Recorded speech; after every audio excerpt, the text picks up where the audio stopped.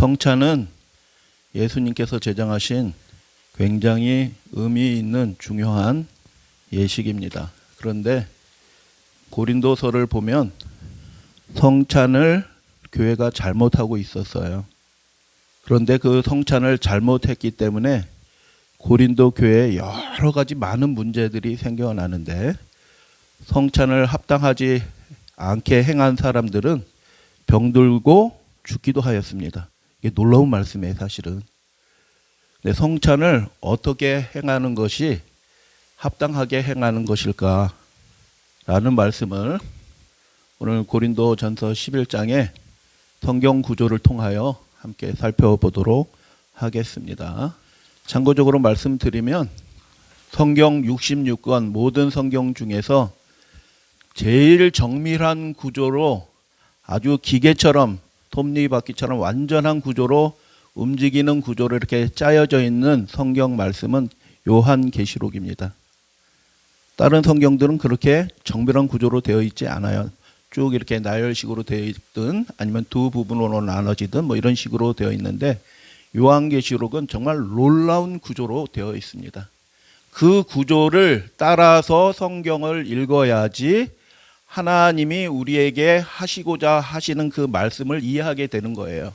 그냥 읽어도 유익은 얻을 수 있습니다. 그러나 하나님이 그렇게 기록하게 하신 그 말씀의 구조를 이해하고 그런 시각을 보고 말씀을 읽으면 그 속에서 하나님이 원하시는 그 말씀의 의미가 저절로 드러나게 되어 있죠. 그래서 성경을 읽는 것 중요하고요. 성경을 읽기를 사모하시는 우리 믿음의 가족들은 성경에 그런 구조들이 있다라는 것을 참작하시고 읽으시면 성경을 읽는데 훨씬 더 큰 유익을 얻게 됩니다. 성경에서 제일 정밀하고 완전한 구조로 되어 있는 책은 요한계시록이고요. 그 다음에 그것에 준하는 정말 정밀하고 완전한 구조로 되어 있는 책이, 많은 분들이 몰라요, 사실은. 그냥 성경에 그런 구조들이 보이지 않으니까 그냥 쭉 읽고 마시는데, 그렇게 놀라운 구조로 되어 있는 책이 고린도전서입니다. 그래서 고린도전서는 그냥 읽으시면 그냥 읽어도 의미는 전달이 되는 부분들이 있지만, 하나님이 바울을 통하여 우리에게 하고자 하시는 그 말씀의 그 본래 의도를 깨닫기 위해서는 그런 구조가 있고 단락이 있구나라는 것을 아시고 읽으면 그 의미들이 완전히 다른 의미가 됩니다. 그래서 오늘은 그 중에 한 부분, 고린도전서 11장에 들어있는 그 단락의 말씀을 통하여 성찬에 참여하는 태도가 어떠한 태도여야 되는지, 왜 중요한지 말씀을 함께 나눠보도록 하겠습니다. 성찬은 예수 그리스도께서 제정하신 예식이며 그분의 죽으심과 그분의 부활에 참여하는 거룩한 예식입니다. 성찬에 합당하지 못한 그런 결격 사유를 가진 사람은 아무도 없습니다. 예수 그리스도를 주로 시인하는 사람은 그 사람이 연약한 사람이든 그 사람이 사도 바울과 같이 사도된 사람이든 모든 사람이 다 그 성찬에 초청받고 참여하도록 부르심을 받습니다. 할렐루야, 아멘. 은혜인 것입니다. 그분의 몸에 참여하기에 부적합한 사람이, 자격 미달인 사람은 한 사람도 없다. 예수 그리스도의 보혈의 피와 그분의 살로 인해서 그분의 성찬에 은혜로 다 초청받고 참여할 수 있게 된다. 그러나 성찬의 그 정신을 잊어버리고, 무엇 때문에 우리가 모여서 예배를 드리고 무엇 때문에 우리가 모여서 성찬을 하고 그 정신을 잊어버리고 성찬을 잘못 거행하게 될 때에는 중대한 문제가 생긴다. 그래서 오늘은 고린도 교회에 있었던 일들을, 그 중에 한 일을 통하여 성찬의 정신이 무엇인지 살펴보도록 하겠습니다.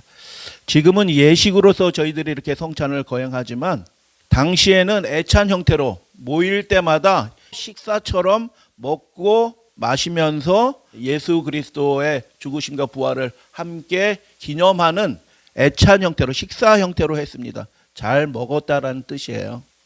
그래서 우리는 상징적으로 하지만 초기 교회 당시에는 애찬 형태로 하였다. 그래서 밑에 예루살렘 보이시죠? 아시아의 수도인 에베소, 큰 교회 에베소 교회 있었죠. 터키 지역. 그리고 그 건너편에 지금의 그리스 아테네 옆에 큰 섬이 있는데 그곳에 고린도가 있습니다. 고린도, 코린투스라고 얘기합니다. 지금도 있죠. 국제무역항입니다. 국제무역항. 그래서 여러 사람들이, 많은 사람들이 출입하고 다양한 사람들이, 다양한 민족과 언어를 쓰는 사람들이 있죠. 그러니까 예배를 드리게 될 때도 그곳에 출장차 온 사람들이나 기타 용무를 위해서 온 사람들이 말이 안 통하는 사람들이 있어요. 그래서 교회 안에 방언하는 사람들이 필요하게 된 것입니다. 사람의 방언이라고 얘기합니다. 이게 무슨 뜻이에요? 여러 민족들이 쓰는 그 방언, 예배를 드리는데 뜻도 모르고 앉아 있으면 안 되니까 그들에게 이해할 수 없는 말로 하는 그 외국어를 누군가는 통역해 주는 일이 고린도에서 있었던 것을 보게 됩니다. 큰 이방 신전이 있었고 아폴로 신전이 있었고 저 위에 산 보이시죠? 그 산이 그 신전 지역이었고 고린도는 음란한 곳이었습니다. 천여 명의 여사제들이 이곳에 방문하는 사람들에게 예배를 빙자하여 타락한 행위를 하던 곳이 고린도였습니다. 그래서 영이 음란한 도시가 고린도 도시였습니다. 영이 음란한 도시. 그리고 또 유명한 것이 있었는데 구리 제품 생산지였습니다. 구리. 그래서 로마 전 지역에서 가장 탁월한 공예가들이, 장인들이 고린도에 있어서 그 특별한 제품들을 주발 이런 그릇들, 거울들 이런 것들을 구리로 만들었습니다. 그래서 고린도에는 여러 문제들이 있었습니다. 그런데 그 여러 문제의 근본 원인이 무엇이었을까? 고린도전서 13장을 자세히 읽어보면 그 문제가 자기의 유익을 구하는 것에서 다 생겨난 문제들이다라는 것을 바울은 그렇게 얘기합니다. 바울의 핵심이 뭐냐 하면 교회에서 생겨나는 모든 영적인 문제, 실질적인 문제, 가족 간의 문제, 예배에서의 문제, 성만찬의 문제, 그 모든 문제들이 근본 문제가 있는데 자기의 유익을 구하는, 자기의 입장에서 판단하는 것에 의해서 그런 것들이 생겨납니다. 여러분 회개합니다. 왜냐하면 우리가 육신이라서 아주 본능적으로 자기의 입장에서 자기 생각으로 판단하고 어떤 일들을 결정하고 그렇게 하게 되는 것입니다. 그런데 그것으로 인해서 많은 문제가 생겨난 교회가 있는데 바로 고린도 교회였죠. 고린도전서 13장 1절 말씀 함께 봉독합니다. 내가 시작. 내가 사람의 방언과 천사의 말을 할지라도 사랑이 없으면 소리나는 구리와 울리는 꽹과리가 되고, 고린도 지역에 무엇이 유명하다고요? 놋 제품, 구리 제품이 굉장히 전 세계적으로 유명한 곳이었습니다. 그래서 BC 146년에 로마에서 정복당하기 전부터, 그리고 지금 사도 바울이 고린도서를 쓸 때까지도 계속 고린도는 세계적인 구리 세공과 귀금속 기술로 유명했던 곳입니다.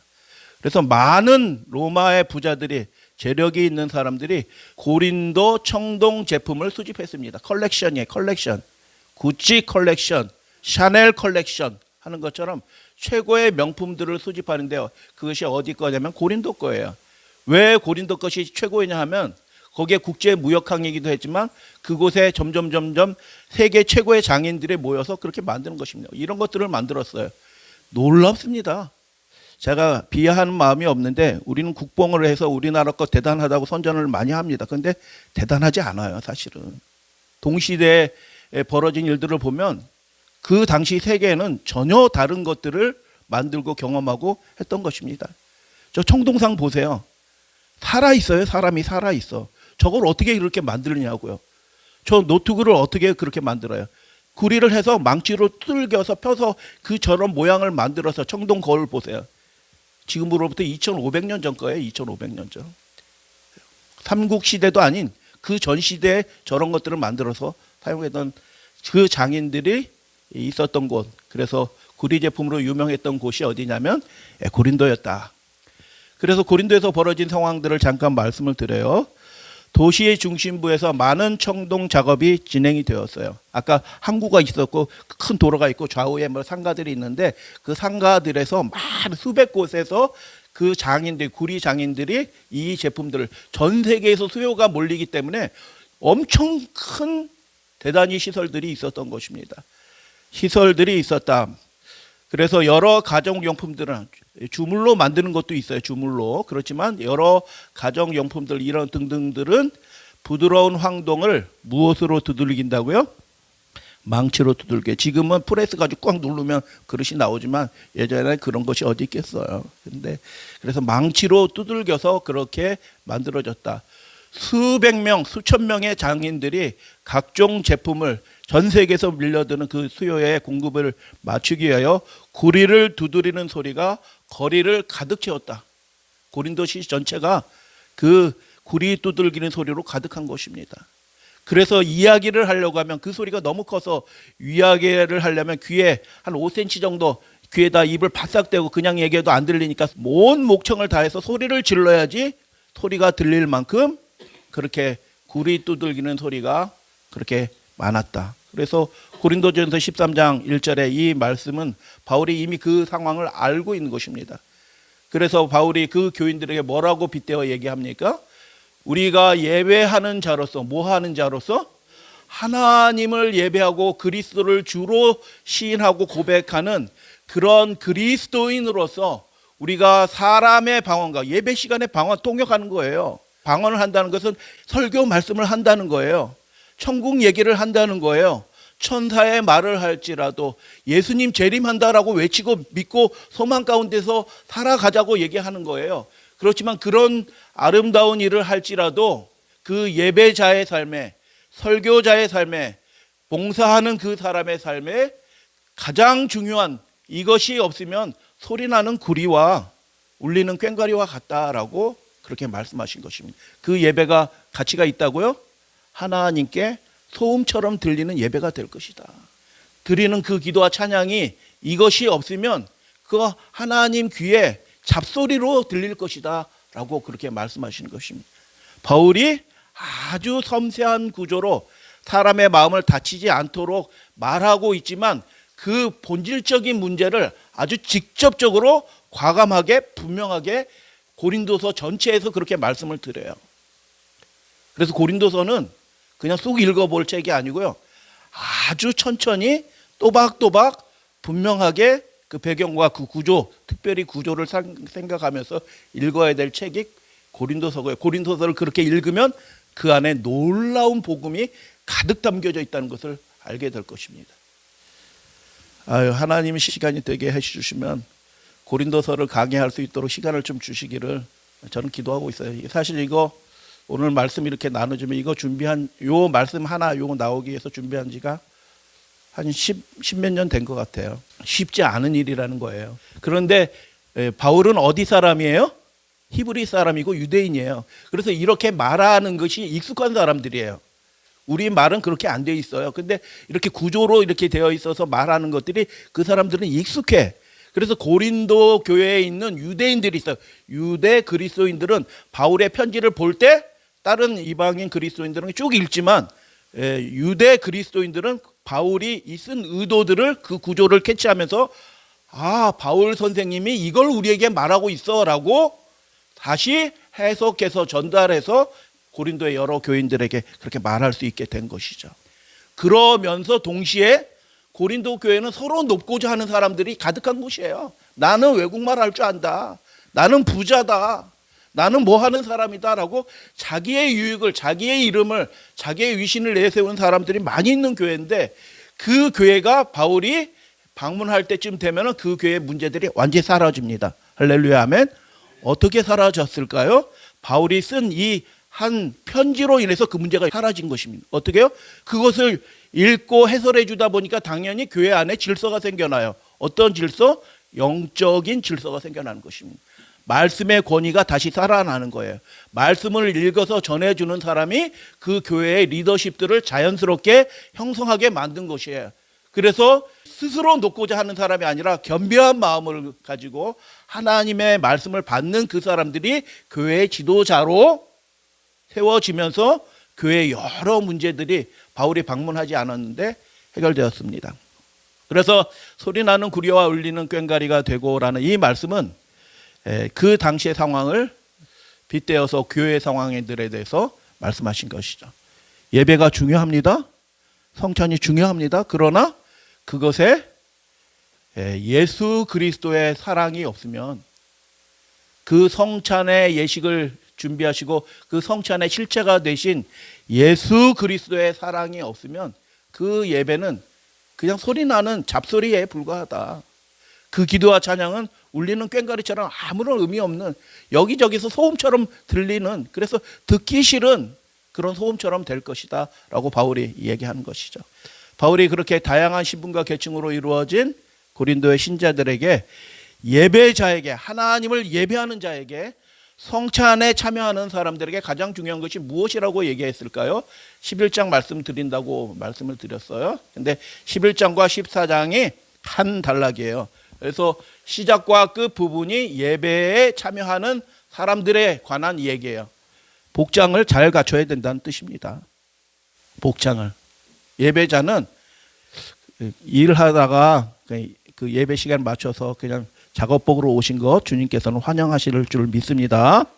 예수님은 환영해 주셔요. 그래서 먼지 난 채로 교회로 오셔요. 괜찮아요. 그러나 준비할 수 있는데도 그냥 평상복으로 그냥 아무 편하게 그냥 오시는 것은 좀 곤란하다. 교회에서 정숙해야 된다. 다른 말 하면 안 된다. 여자들이여 떠들지 말라. 예배 드리는데 이렇게 말하지 말라. 질서 지켜라. 예배 질서를 나타내는 11장의 말씀에 분당이 있다는 소리를 들었다. 분당, 파당이 있다는 소리.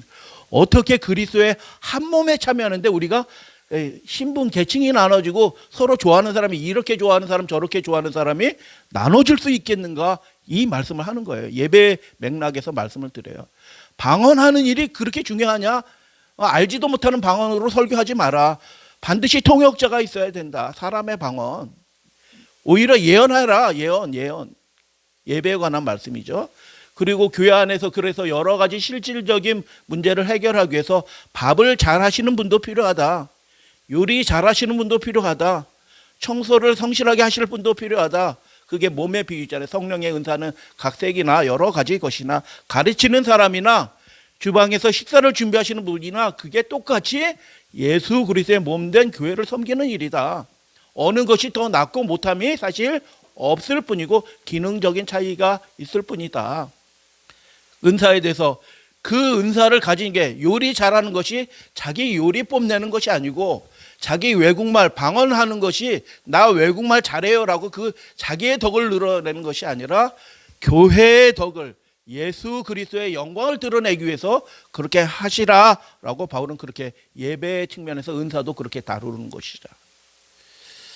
여러분, 그래서 식사를 준비하실 때도, 가족에서도 마찬가지예요. 집에서 가족을 위해서 식사를 준비하실 때도, 하나님, 제가 가족을 위해서 이렇게 식사를 준비할 수 있도록 저에게 물질적인 축복을 주시고 또 건강한 몸을 주시고 행복한 가정을, 넉넉하지 않아도 이렇게 가족들을 주셔서 감사합니다라고 하는 마음으로, 기도하는 마음으로 이렇게 식사 준비를, 저녁을 준비하시고 이렇게 하시면 그 저녁이 성찬이 되는 것입니다. 믿으시게 되길 바랍니다.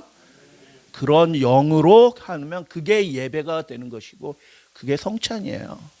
장사를 하실 때도 한 사람을 만날 때 그런 마음으로 장사를 하고 물건을 파시고 이렇게 하시면 그곳이 하나님의 성전, 교회가 되는 것입니다. 그리고 제일 중심부에 있는 얘기가 뭐예요? 고린도전서 13장, 사랑은 오래 참고, 그 사랑의 노래예요. 이 고린도전서 13장의 얘기가 그래서 무슨 얘기냐고요? 예배에 관한 얘기인 것입니다. 예배를 드리는 자에게 무엇이 필요하다고요? 사랑이 필요하다고요. 성만찬을 행하는 그 성도들에게 무엇이 필요하다고요? 예수 그리스도의 자기 부정의 그 사랑이 필요하다고요. 그래서 고린도전서 13장에 많은 이야기, 사랑은 뭐하고 많은 이야기가 있지만 중심부에 있는 가장 중요한, 그것도 중심부가 있어요. 그것들의 중심부에 있는 한 이야기가 뭐라고 말씀을 드렸어요? 사랑은 자기의 유익을 구치 않고, 자기 기분대로 하는 것은 사랑이 아니다. 자기가 하고 싶은 대로 하는 거 사랑 아니다. 자기가 잘하는 거 해놓고 뽐내는 거 사랑 아니다. 자기 기분대로 결정하는 거 사랑 아니다. 그 사랑은 무엇에 필요한 거라고요? 하나님을 예배하는 자에게 어떤 것이 필요하냐면 자기를 부인하는 예수 그리스도의 영, 성만찬을 제정하시면서 보여주신 그 자기 부인의 사랑을 가지고 우리가 예배에 참여하자라고 그렇게 말씀하는 거예요.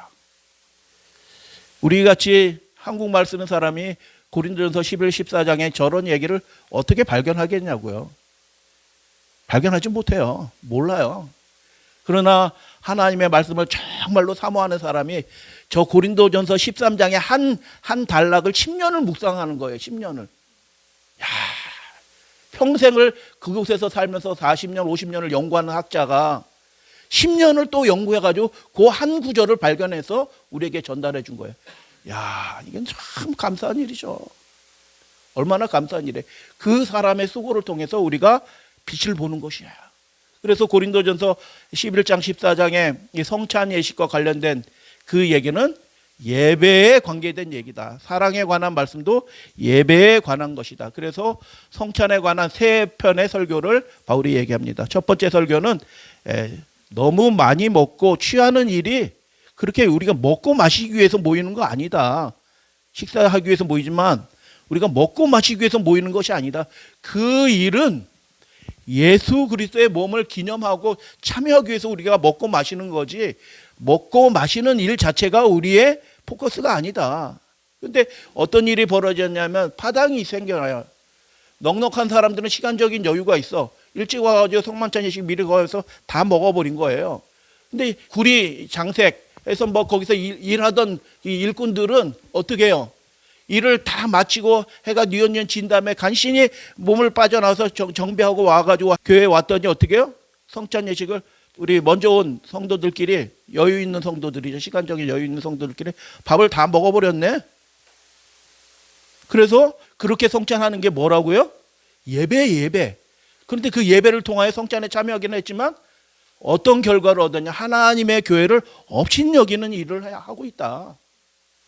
여러분, 그래서 안식일을 마치고 이 밑에서 식사 시간에 우리가 그런 마음으로 예수 그리스도의 보혈에 참여하는 마음으로 한 마음으로 식사를 하시게 되기를 주님의 이름으로 축복합니다.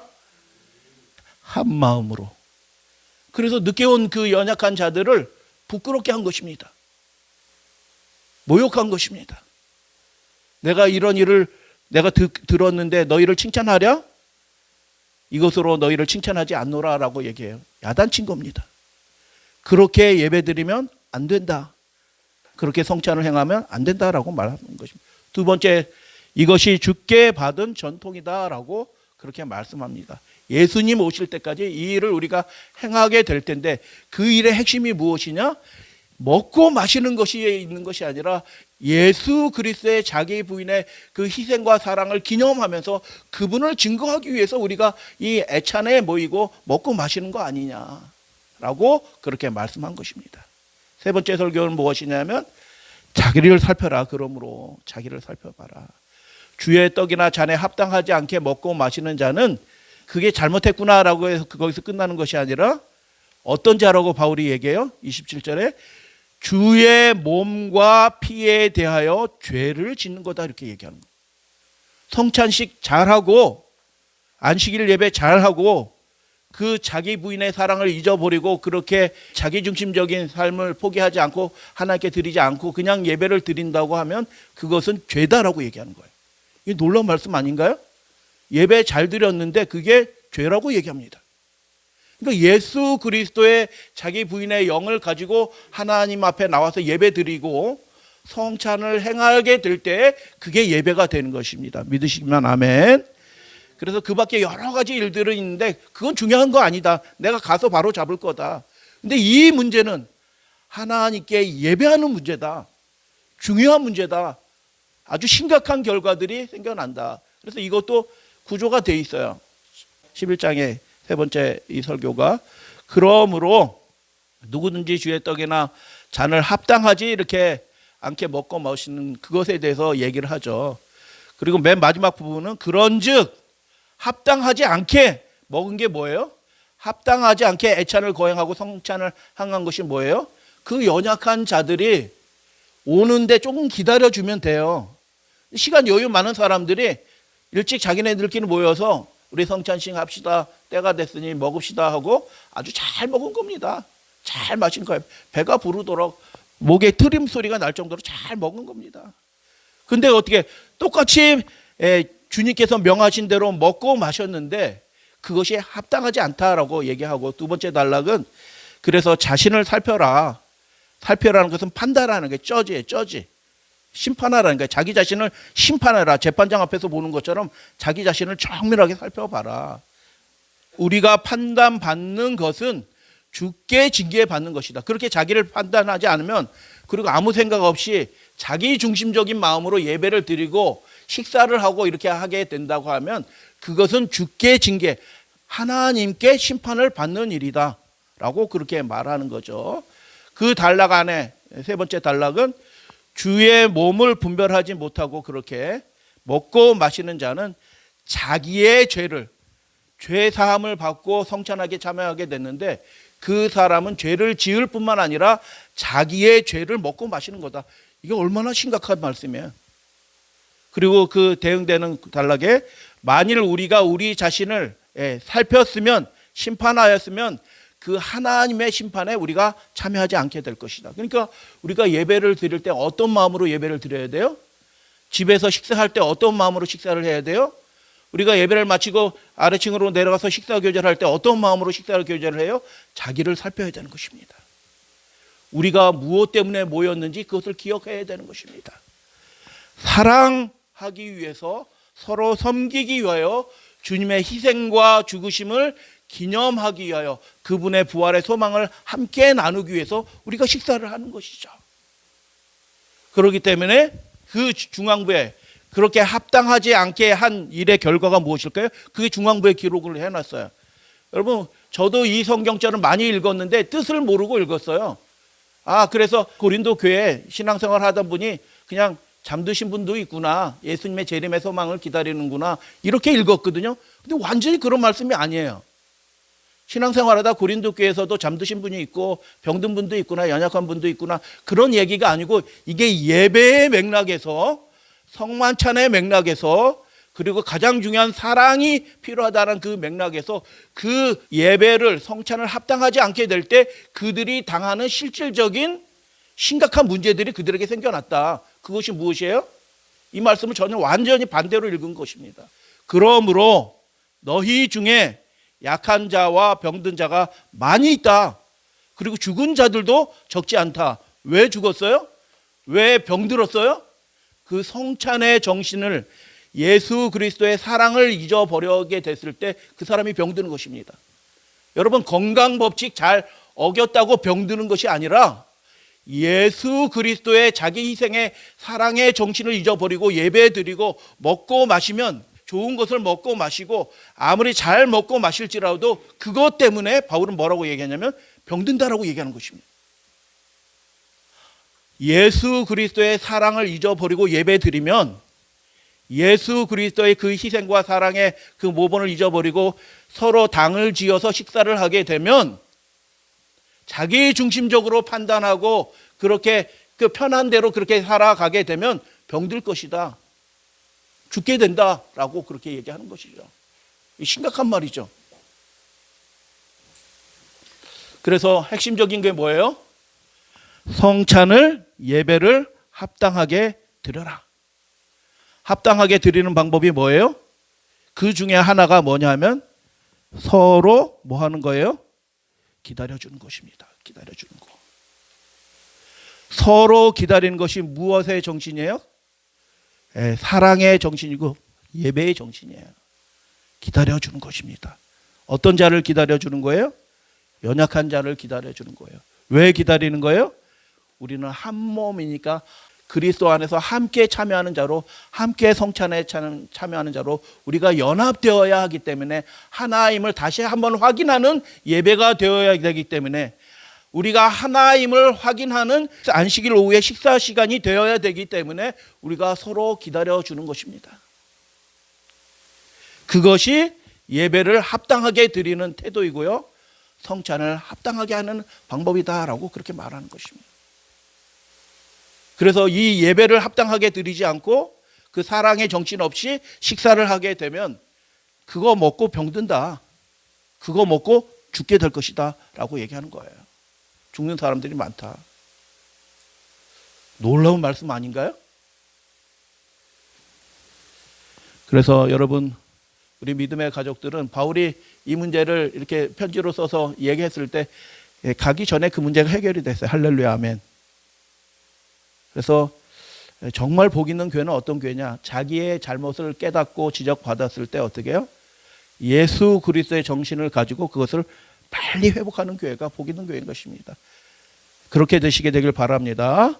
우리가 완전한 사람이 아니라 자기 중심적으로 판단하고 결정하는 일들이, 자기 기분대로 감정대로 행동하는 일들이 익숙해요. 우리가 연약하기 때문에. 근데 그 일들에 대해서 우리가 어떻게 빨리 돌이켜서 예수 그리스도의 정신으로, 그분의 사랑으로 예배 드리고 성찬에 참여하는 그 교회가 복 있는 교회인 것입니다. 할렐루야, 아멘. 그런즉 내 형제들아, 먹으러 모일 때 서로 기다려라. 몇 장 몇 절? 고린도전서 11장 33절. 외우기도 좋네. 1133. 그래서 예배에 무엇이 필요하다고요? 예수 그리스도의 사랑이 필요하다고요. 식사 교제하는데 무엇이 필요하다고요? 예수 그리스도의 사랑이 필요하다고요. 연약한 자, 처음 오신 분들을 혼자 식사하게 하는 것은 그를 모욕하는 거라고요.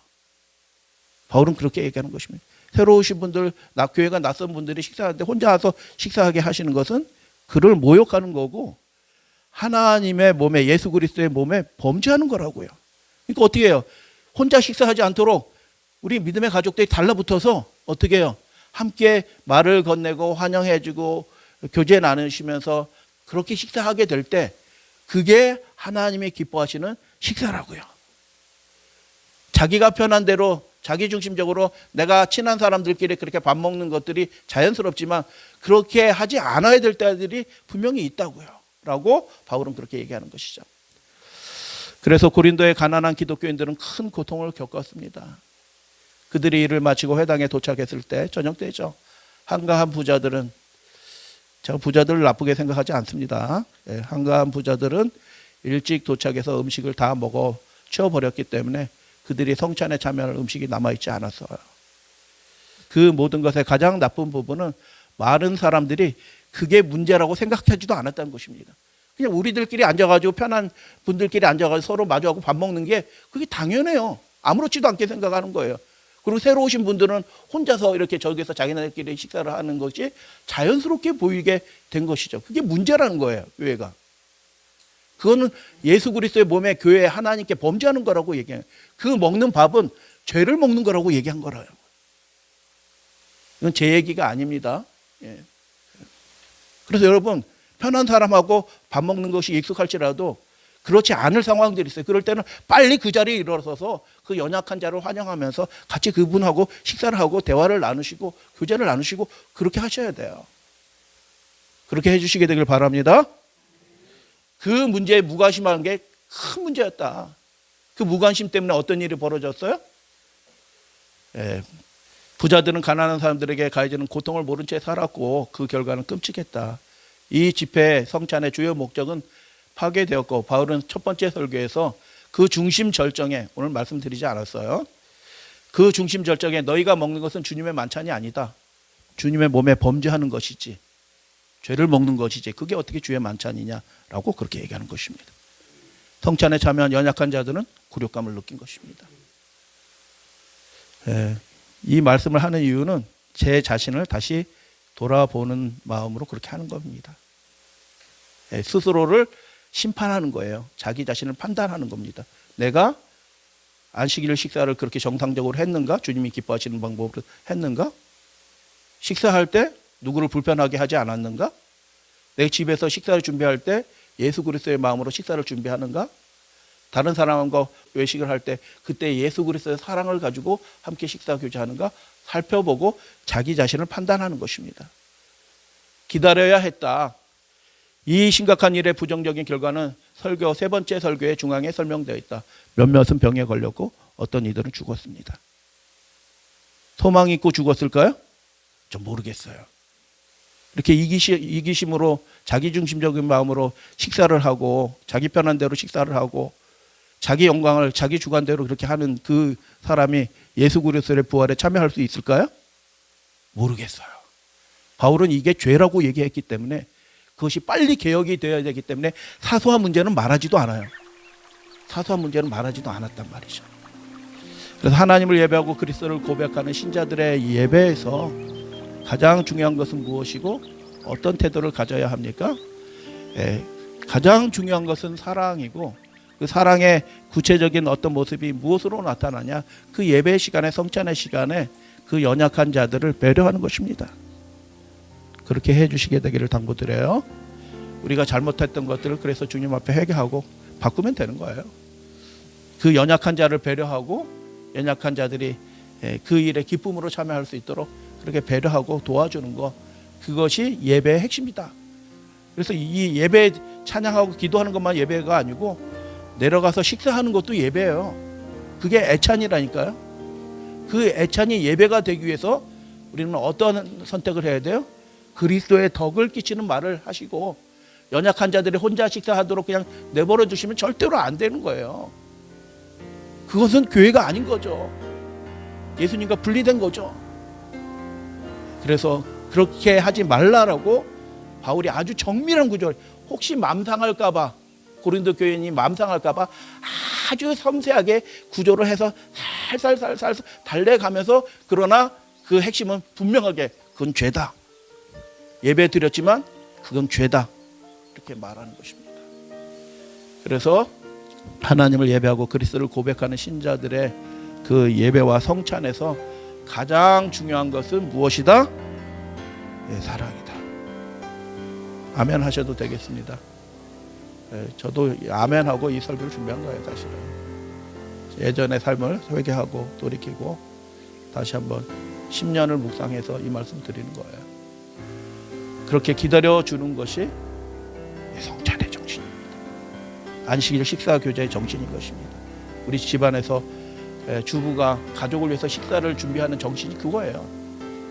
그 정신으로 하게 될 때 그 집안 저녁 식사를 나누는 그 식탁은 주님과 함께 성찬을 나누는 거룩한 식탁이 되고, 밖에서 외식하면서 어디에서 짜장면 한 그릇을 먹더라도 그 짜장면을 한 그릇 먹는 그곳은 하나님의 영이 임하는 곳이 될 것이다 라고 바울은 그렇게 얘기하는 것입니다. 고린도전서 11장 33절 믿음으로 고백합니다. 시작. 그런즉 내 형제들아 먹으러 모일 때 서로 기다리자. 아멘. 그것이 예수님이 우리를 기다려주신 모본이기 때문에 그래요. 예수님이 우리를 그렇게 기다려주시고 만나주시지 않으셨습니까? 연약한 우리를 만나주시기 위해서 예수님이 그렇게 기다려주신 거 아닙니까? 그렇게 기다려주시는 우리 믿음의 가족들 되시기를 주님의 이름으로 축복합니다.